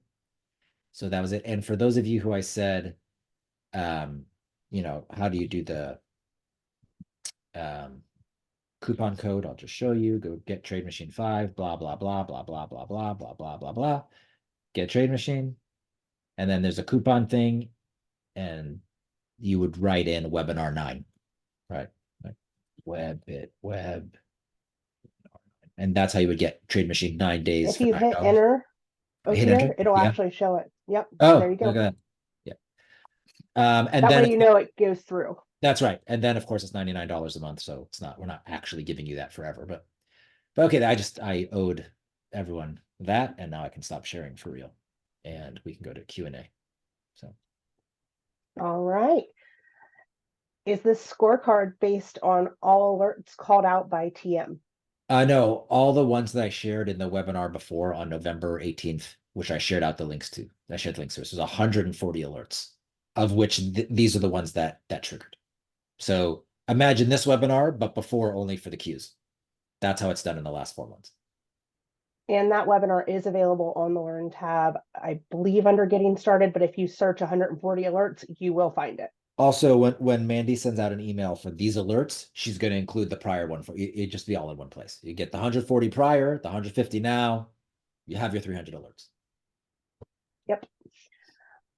All right. Can you give the rationale why you are picking these strategies? Yes. So I'll share the screen again, and I don't know how satisfying the answer is going to be because it's something I've already spoken about. It's a very good question though, and I like reiterating. You can see my screen. Yes, you can. Yes. It's this.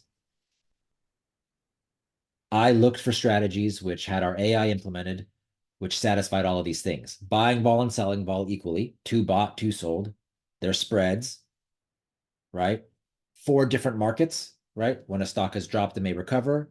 When a stock has already recaptured its technical failure, I would call when a stock recaptures failure, which is also what buy the dip is, it's a recovering market.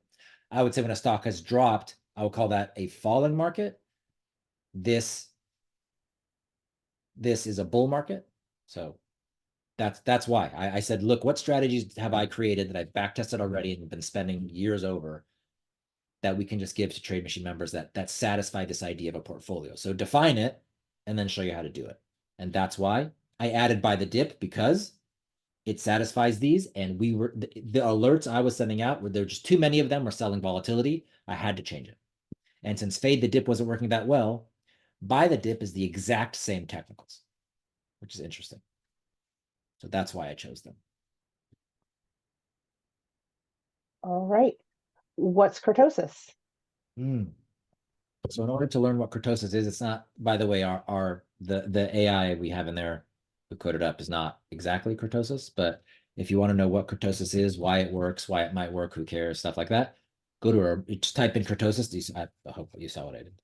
I just typed in kurtosis in the learn tab. Okay, I'll do it again. Sorry. I went to learn. I typed in kurtosis.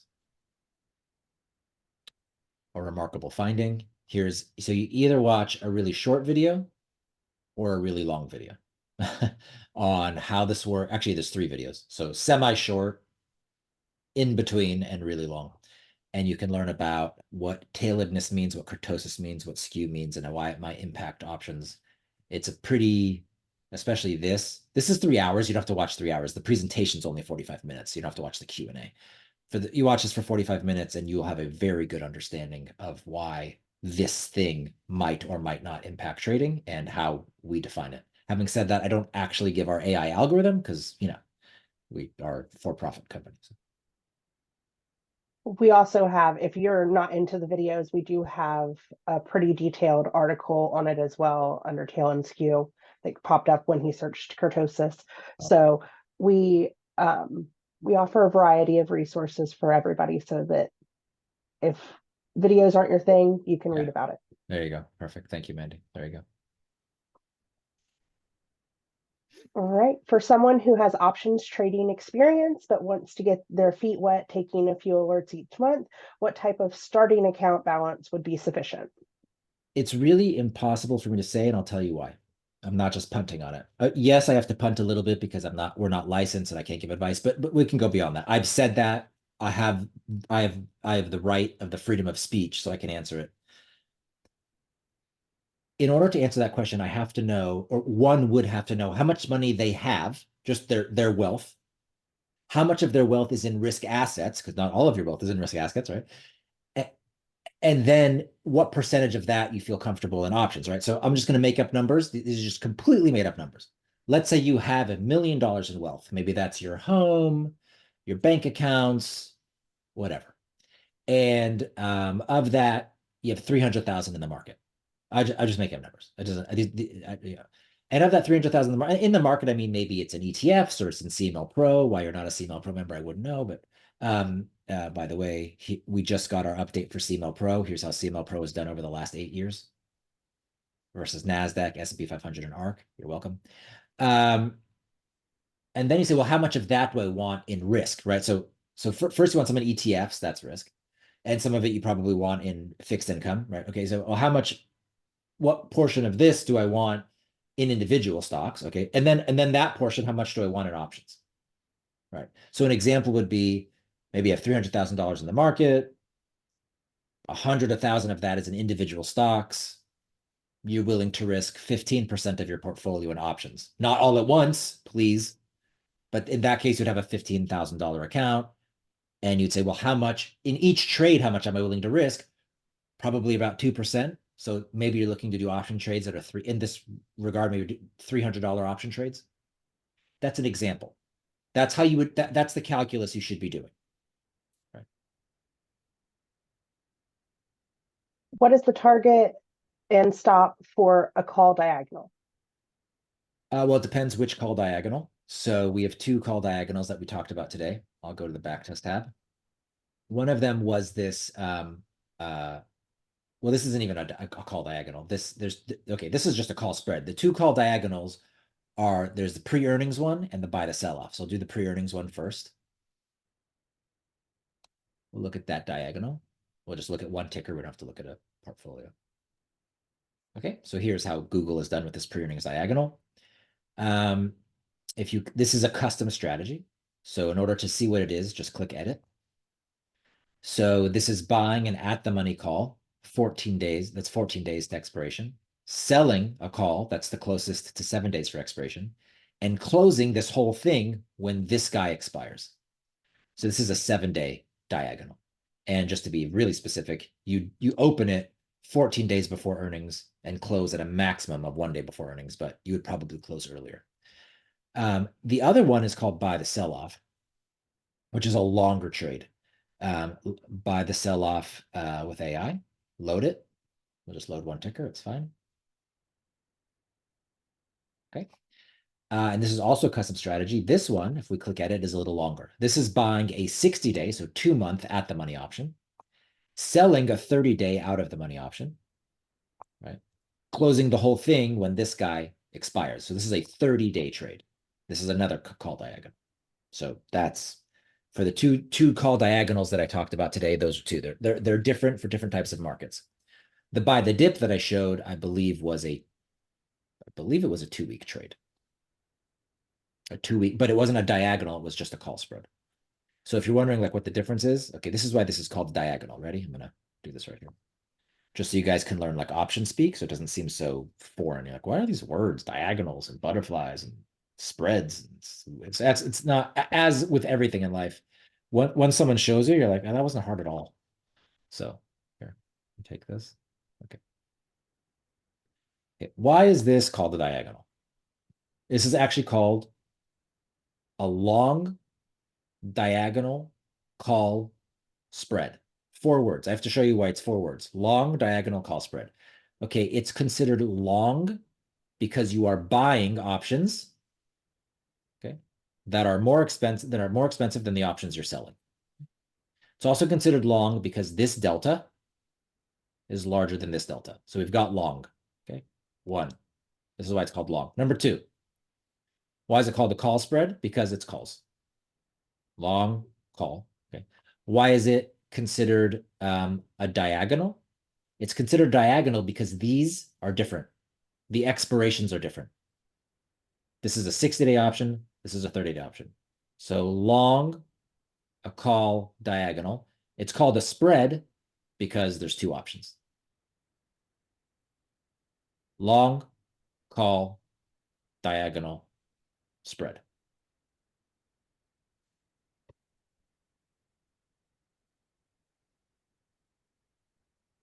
That's it.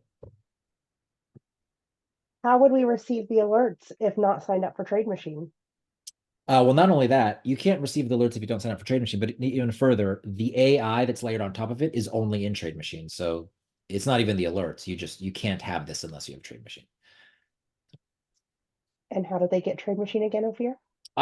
This I see. She said, you guys, you see that? She was setting me up for the pitch, and I blew it. Okay. Yeah, that's my bad. Well, we have a coupon right now, so Yeah, no, she's right. It's my bad. it's the time. You go to this link. It's trademachine.com/get TradeMachine. I'm going to put it in chat again. You guys see that? TradeMachine members should appreciate that. Mandy set me up and I just totally blew it. So I put it in chat again. You go to here. Well, you can do annual too, by the way. Either way, you go here and then where it says to have a coupon, you type in webinar 9. I'll put this in here too. By the way, if you're going to get an email with this. Webinar 9, as Mandy pointed out, if you hit enter, you'll see this. That's how you do it. Thank you, Mandy. You're very welcome. I'm a little dense sometimes. Got it. Okay. With VIX being low, why would you want to be selling vol? Yeah. So generally when VIX is low, it's the best time to sell vol. Also, when VIX is very high is a good time to sell vol. The time when it's not good to sell vol is you have to look at the numbers. It's like kind of between a 17 to 23 VIX. That's a really bad time to sell vol. So VIX below 14 is a sale. VIX above 25 is a sale. VIX between 17 and 24 is like, probably want to buy vol. When checking for winners 3 and over, you can first sort on wins and not have to look at all the losers. You can, but I like to look at average trade return because that matters to me too. So here's the question someone asked. Let me choose a small portfolio like XLE. Oh, of course I don't. Well, this is not going to. Oh, actually, this did work pretty well in this industry. It's okay. It's good. So what someone was saying that the question is, let this load.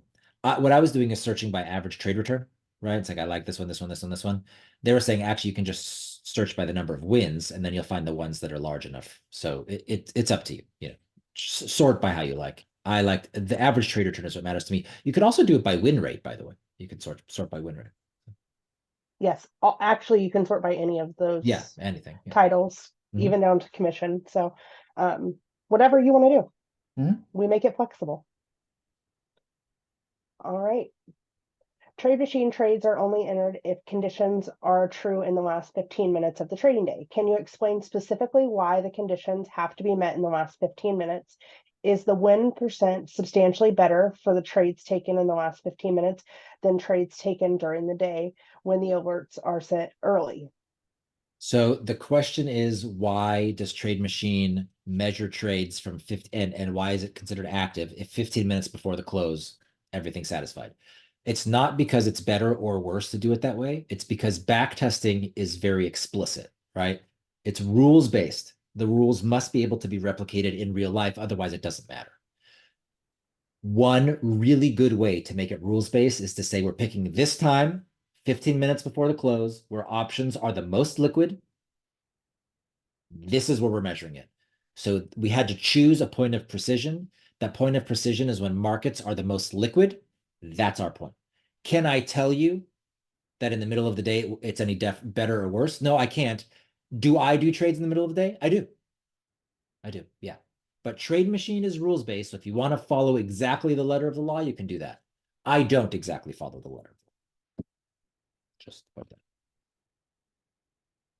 When selling volatility, shouldn't we be looking to sell it more when the put skew or implied vol is higher or at, say, 80 to 90 percentile? No, I don't. I've seen no evidence of that. No. The best time to sell vol historically has been when things are in the lowest percentile. I know it doesn't really make sense because in finance they tell you buy low, sell high. It's not how it works with vol. So no, almost all the back testing I've seen and just my experience on the floor is when vol's really elevated, I don't want to sell it. When vol's low, I just want to sell the crap out of it. All right. Can we get these alerts that you're already setting up? Well, you have to do them, but Mandy's going to send an email with all of them, and it'll look like this. This is what you're going to get. You're going to get a bunch of links. So you'll take a link like this one. This was the selling the buy the dip one. You're going to get literally that link in your email. You're going to wait for your TradeMachine to do this. Like, I got this link. I'm going to open it. It's going to do this. Just click add alert. So you have to do that like 5 times and you'll have my alerts. And if you don't like all of Ophir's alerts, you Don't use can them. then Yeah. go through and narrow it down further. So if, Absolutely. say, you want to take Ophir's results and then sort by win rate and only put the ones that have the highest number of wins for your threshold, this is part of the reason why we do it this way. So you can further customize them if need be. Yeah, it's also very presumptuous of us to just give everyone my alerts. That's not in the spirit of TradeMachine at all. You'd be like, dude, get out of my account. If I It's want them, like if I want them, I'll add them. You know, it's like the Apple back in the day with the U2 CD, and everybody got stuck with it forever. that's true. That's right with the iPod. Yep. Are you going to provide us with these links to the alerts? Yes, Yes, we are. you will get an email. Now, if you ignore the email, that's on you. You're gonna get an email with all the links. How do TradeMachine backtesting alerts sit alongside Pattern Finder? What is the difference in similarities? So TradeMachine is what you see. It's a back testing platform with built-in AI and a really powerful engine. Pattern Finder is a charting and scanning tool. So here's Pattern Finder. Let's just put in a stock like Apple, which I'm about to get short. So Pattern Finder will draw on these out here. I'll do that one at a time.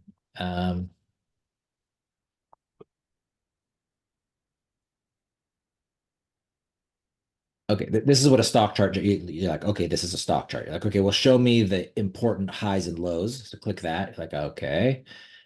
Show me if there's any kind of patterns. So like, can slim, like, oh, okay, there's a cup, there's a double bottom. Like, are there any points of like obvious support and resistance horizontally?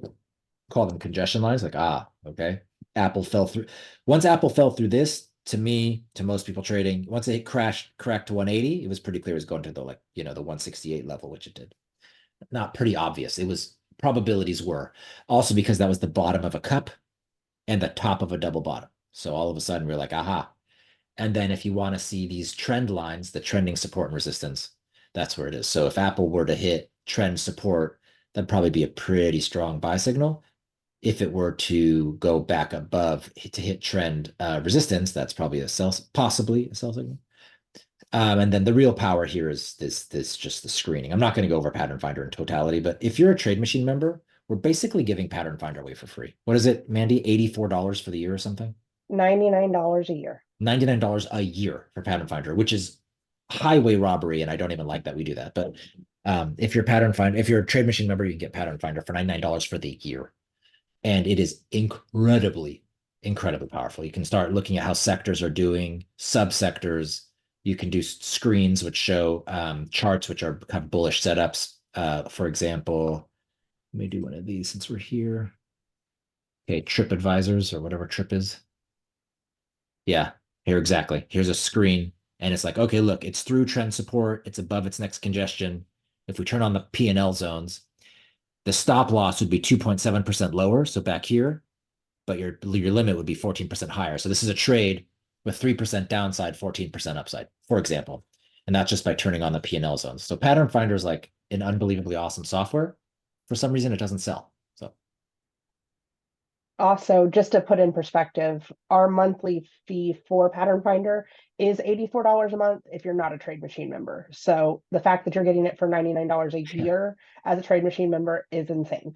yeah, you're getting a 90% discount. But if you cancel your trade machine, you're losing your Pattern Finder. You'll have to pay for Pattern Finder. Yes. Can I get a link to the previous webinar from 4 months ago? Absolutely. Yeah. So you can actually do it in the Learn tab. So I'll show you. Again, go to Learn tab. Just type in 140 alerts or something like that. That may be helpful if you spell the word alerts. So here's the first 140 alerts. Click it. Boom. But also, even if you spell it wrong, That's right. the Learn tab finds it. Yes. But we will include that link in the next email when we send out this recording. All right. Another user asking about Pattern Finder, commenting that this webinar was pretty focused on options, which is true. This was a TradeMachine webinar. But I think you answered that question pretty thoroughly. Yeah. Pattern your Finder demonstration. is for stock. Yeah. Pattern Finder is for stock traders. I mean, it's for option traders too, but if you just trade stock, Pattern Finder. But if you also trade stock, you can use TradeMachine for Oh, stock as that's well. true. You can definitely do back tests. So in TradeMachine, if you want to back test stock, you just click your strategy as stock. We also have dollar cost averaging, which nobody uses, but is really awesome. You can decide how to dollar cost average, how many shares or dollars, how much time in between ads, what you need in order to add, your max position size. Like it's like TradeMachine is just completely badass, and you use it if you like. But if you want to learn how to dollar cost average, go to stock dollar cost average. But yes, Pattern Finder can be is strictly for stocks, but TradeMachine can also be used for stocks, although it's very, very heavy on options because that's where it's needed the most. Mm-hmm. Yep. All right, second ad was incorrect. He used asymmetry instead of kurtosis. Do you know which part they're referring to? I'm thinking the buy the dip, the new strategy. I don't know. I'll try right now here. Oh, yep. Looks like buy the dip AI settings was wrong. The next user also said. Let's see. Buy the dip. Load. Let's turn it into a spread. That's the 50-30. Okay. I still have this image up. Okay, let me go to technical open. This is the technical open. I want to add this. So 6 months asymmetry. I want it to be below 0. And so that's that part. And I want 1 year kurtosis below 0. So I'll add 1 year kurtosis below 0, right? It looks like your asymmetry didn't go to below. Thank you. And now we can do it in the NASDAQ 100 over the last 3 years.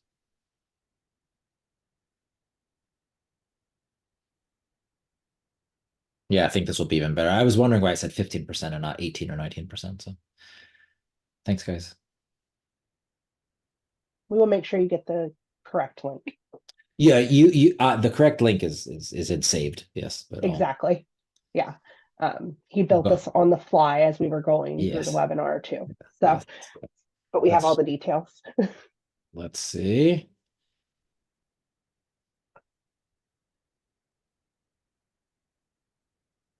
If not, I'll re-examine. It's hypnotic just to watch this. Okay, yeah, that's why the results are better. Yeah, that's right. Thank you. Yep. Good eye. Yeah, indeed. All right. What is the time window for these options? Are these 4 weeks out? These options are these are 30-day long call spreads. So you can see 30 days. That's right up here. All right. The AI criteria seem to be bearish or at least non-bullish for the new buy the dip. Is that correct? Yeah, so what we're looking for with buy the dip, same thing with fade the dip, I think, is that a stock is now crossing up through the 200-day moving average. So it was in technical. I consider 200-day moving average technical failure. I shouldn't say it as though it's a known thing. That's my opinion. So when it's coming back up above the 200-day moving average, um, I consider it coming out of technical failure. So what you want to look at is there's momentum coming, but in the past, everything was looking bad. So it's very much it's like a contrarian signal. It's like, oh, here we go. We're coming out of technical failure. It was pretty weak in the past. There should be some strength in the stock now. Recover, kind of like it was oversold.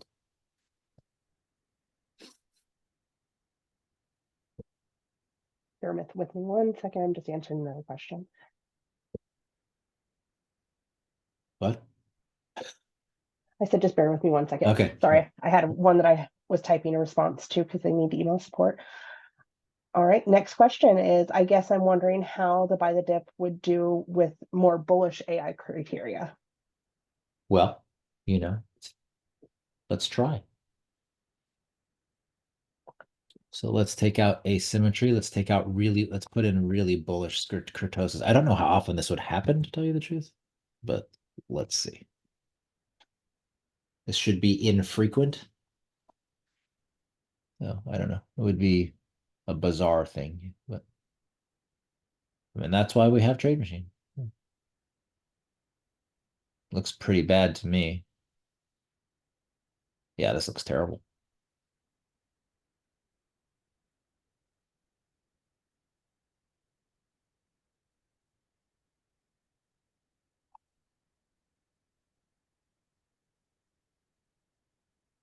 It would be pretty hard for a company to have very strong, fat, bullish tails and be coming out of technical failure. Yeah, it's not. It's a no-go.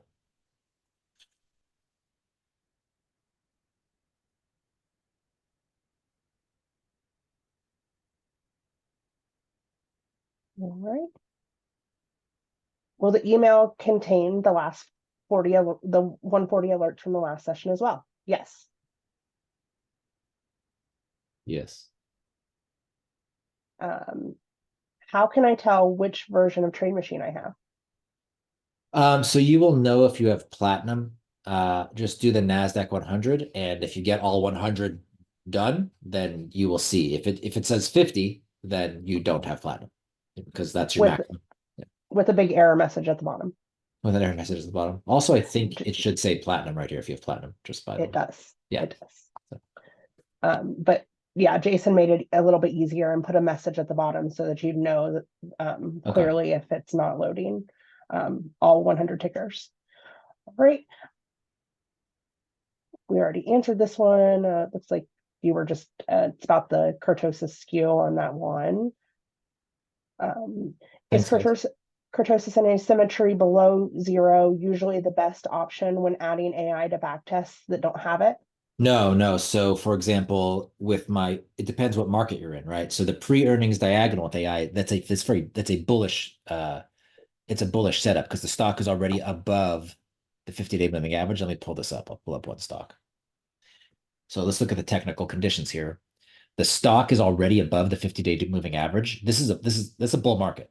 Right? Stock's above the 50-day moving average in a bull market. That's where I want my kurtosis to be positive because I want to catch this thing extending its bullish streak.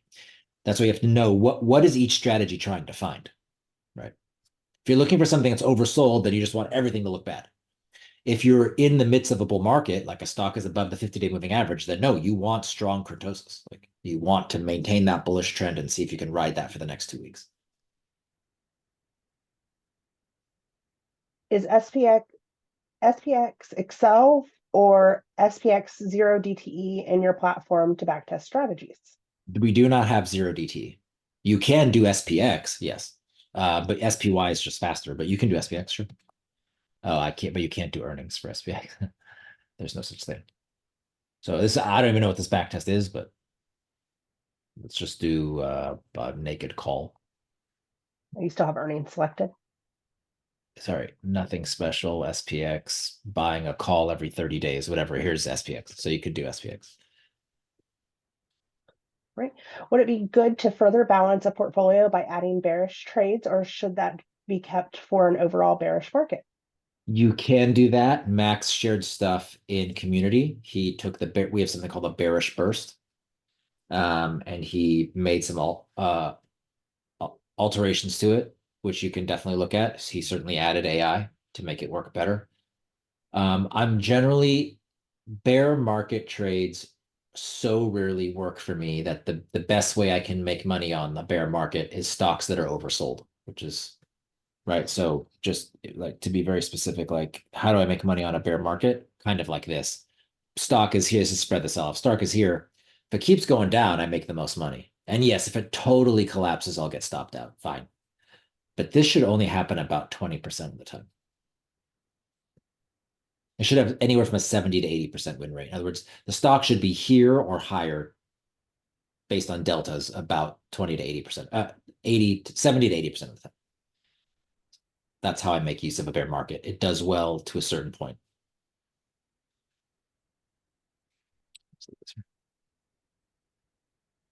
All right.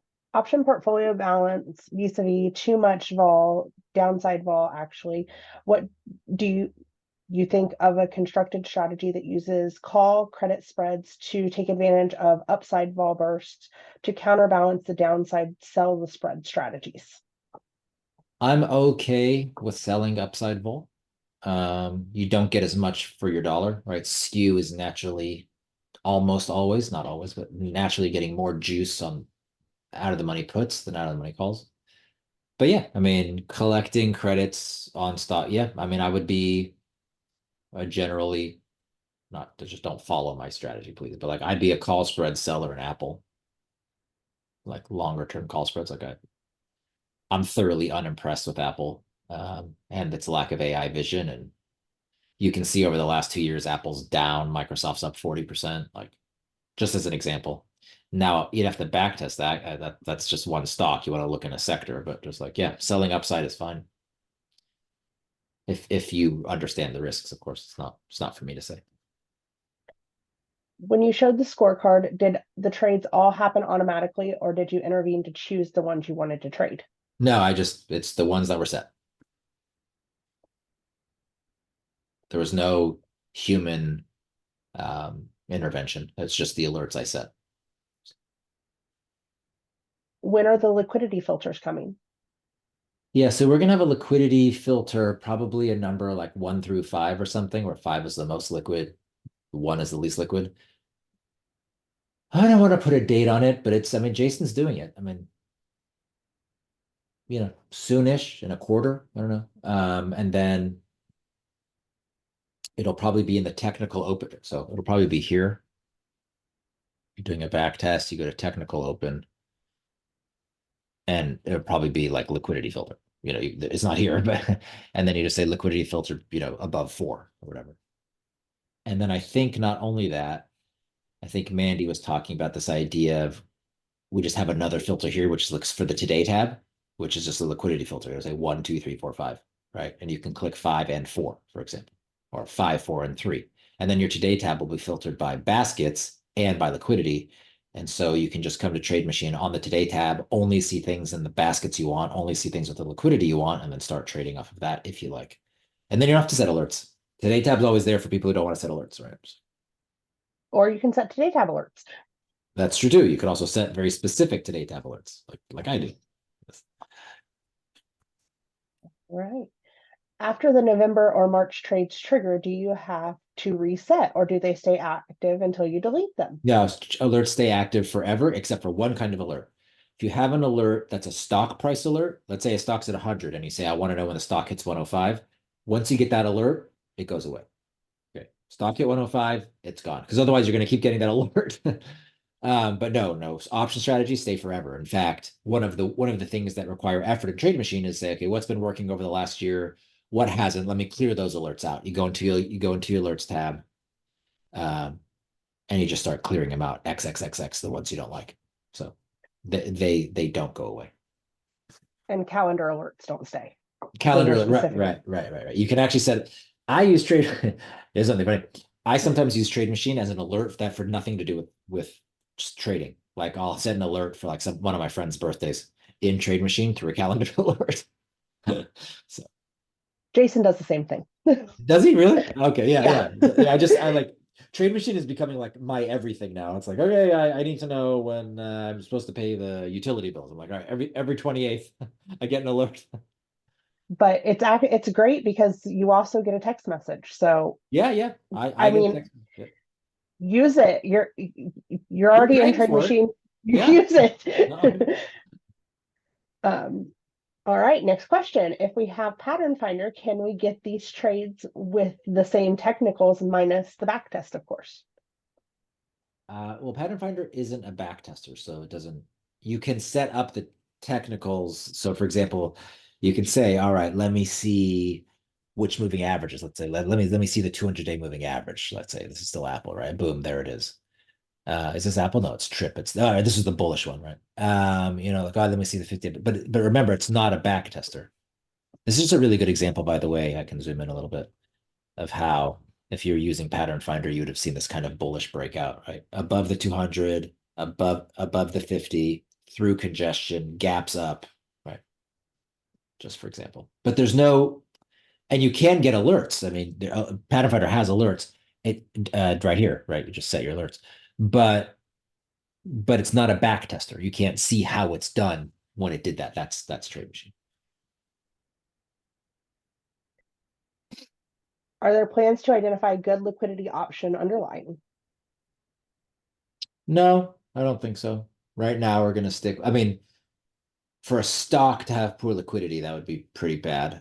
It does exist, but no, we're focusing on options. What is the best and fastest way to delete alerts? There are a couple hundred I would like to delete, but for some reason, clicking on the red X doesn't delete them, even though pop-up says the alert has been deleted.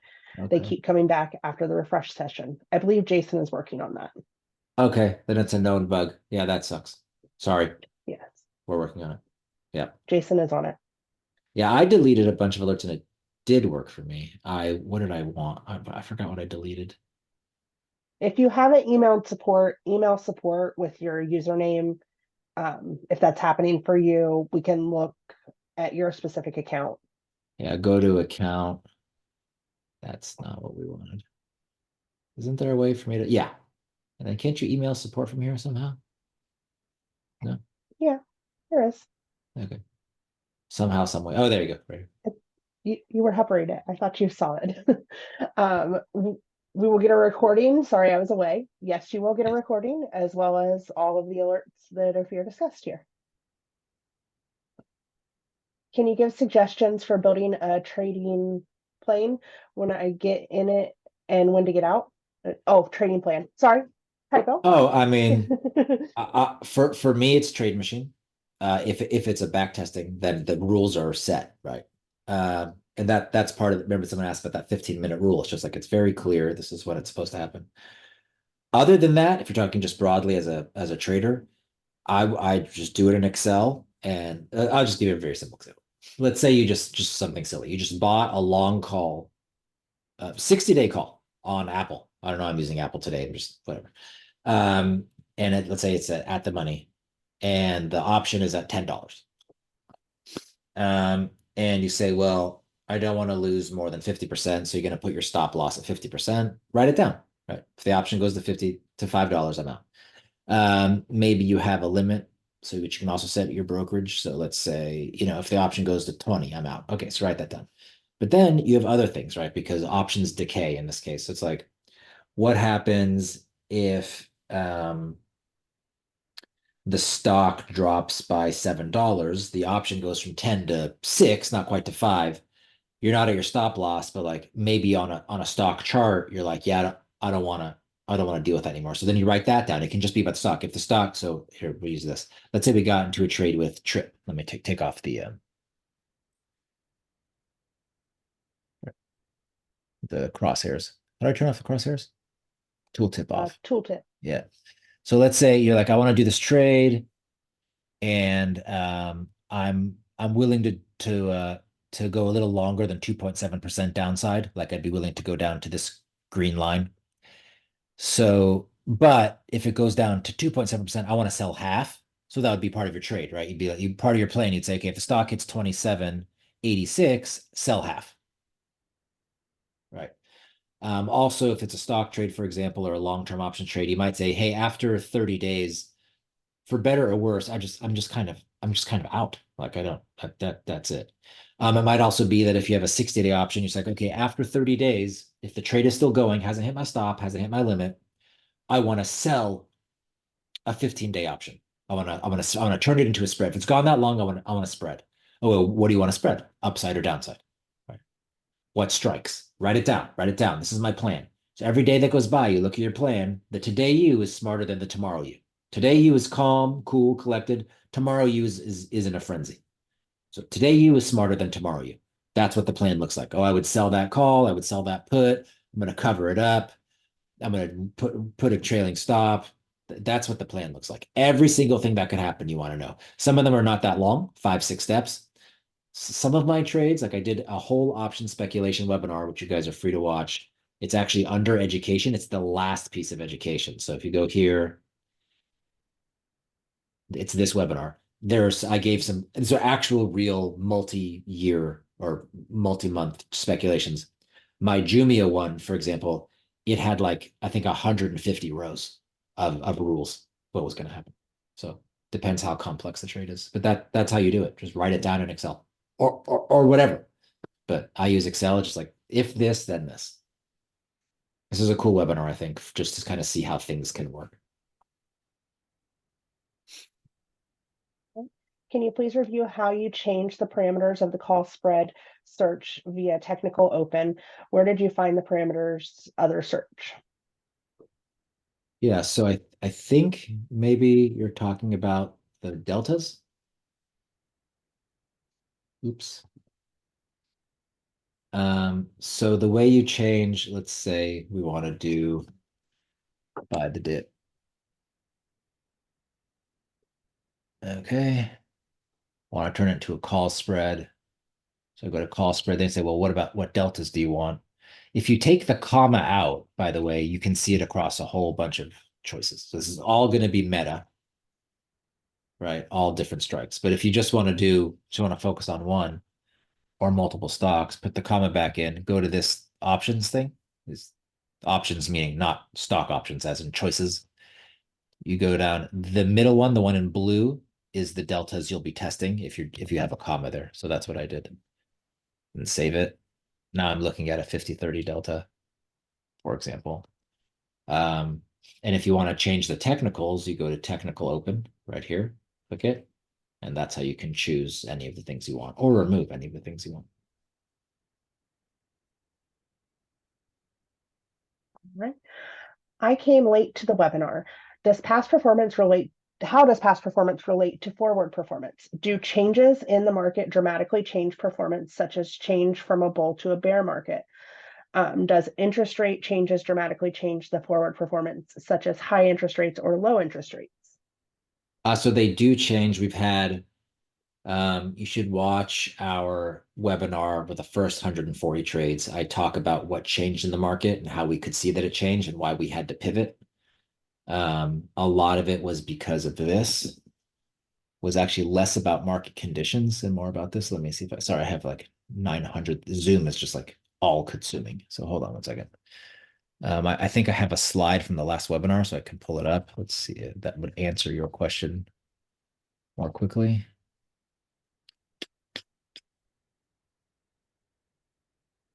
Uh-huh. But of course not. Okay, yeah, watch that webinar and you'll see that so our pre-earnings momentum trades started getting picked up by sell side, in particular the trading and sales desks. Like you can look on LinkedIn. Oh, wow, I guess you can't. You can look on I looked on our LinkedIn and I shared it with you. You could see Goldman Sachs trading and sales group is now using our pre-earnings momentum thing, and so was BMO and Barclays, and so the signal started going away.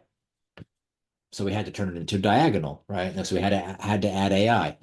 So yeah, markets change. That's part of the reason why we're always evolving at TradeMachine. The AI that we have, I was going to make it available as a data feed to institutions, and for now I've decided not to. So it's just not going to be replicated. I kind of dare someone to figure it out. So that's why the strategies I'm showing now all have our AI, because that signal shouldn't disappear. At least it shouldn't disappear for quite some time. That's the motivation, not just to hear myself talk, believe it or not. How to calculate 80% gain when closing the spread the sell-off trade. So it's 80% of your credit. So let's say you sold the spread at $1, right? If it comes down to 20 cents, that's 80%. If you can buy it back for 20 cents, buy it back for 20 cents.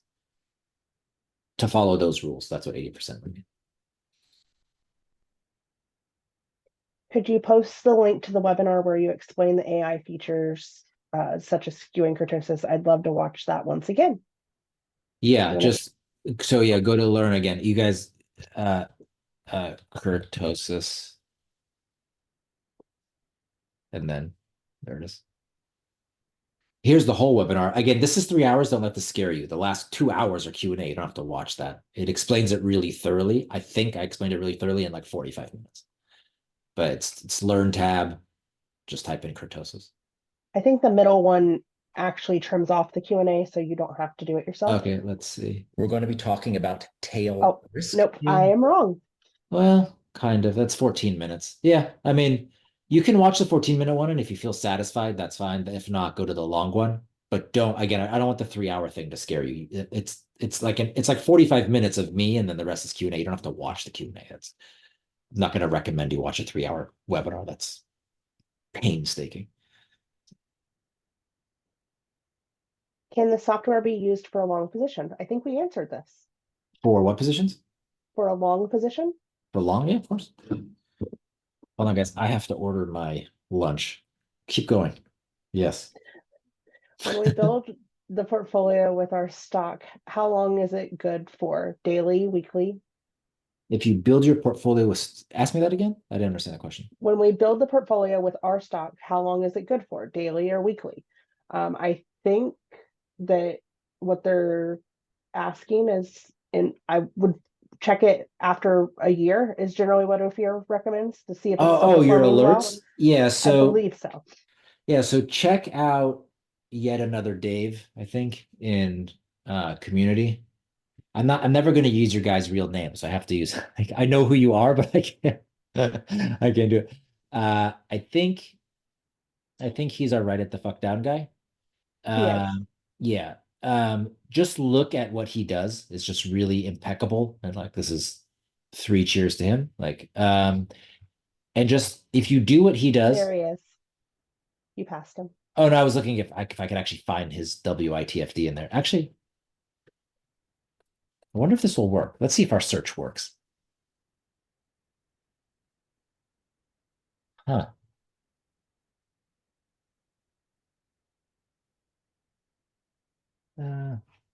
No. Our search kind of is lame. Don't tell Alex I said that. There it is. There it is. Oh, there he is. Yeah, here's his right at the fuck down. So he does these reports and he just shows you, first of all, it's very transparent of him, which is awesome. But he also shows you, like, he'll share the spreadsheet. You can see how he does it. And that's a really good way. It's pretty easy if you follow his approach, which is really, really good. I'm very impressed. And I borrow part of it. You can just see like what's working. Like over the last 3 months, what is working, what isn't working. It's always an analysis, like what's working, what isn't working. If it isn't working, is it something that's systemically wrong, or is it just like, hey, these 3 months were good for that strategy? These are decisions you have to make. Let's see if I can find one of his. It's like it's so worth it. Right the fuck down. All right, let me see. Okay, there it is. There it Right. is. So this is actually his thing. And like it should kind of look like this. Like this was in January, 20 wins, 3 losses. You know, And he writes like what's working, what's not. If you do this long enough, you're going to start going through your losses, going through your wins, see like what trade am I like just naturally better at or worse at. Write it down. I mean, this is an example. This is a trader who writes it the fuck down. Yeah. And he even gives credit where credit is due from the community.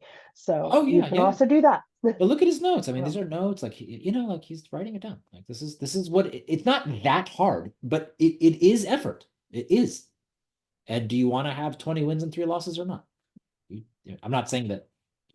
I'm not guaranteeing anything. I'm just saying. yeah. Oh yeah, the today you is much smarter than the tomorrow you. So lean on today to plan for tomorrow you. Oh gee, well, apparently I said that. Maybe we can ask yet another Dave which webinar that was on so we can put that on the Today tab or We something. should we should give him a green check mark just because he writes it the fuck down. He's been promoted to green check mark. Don't forget to. We have to tell Alex. I think I can do it. If you We'll, write it we'll, the fuck down, you will get a green check mark. maybe that's the new badge that we're going to give. It's a new badge. It's a write it the fuck down badge. It Yep. can't be green because that takes away Max is the from only one with a Max. green Yeah, badge. so Let's it'll be a purple check. post. It'll be a We'll, purple check. we'll get Alex to get you a write it the fuck down Yes, purple check. badge. Yes. If you write the fuck down and you share it, even if it's bad news, not every month. Remember, I only think like realistically, since we're receiving the market, we're not making markets. It's not like my old days.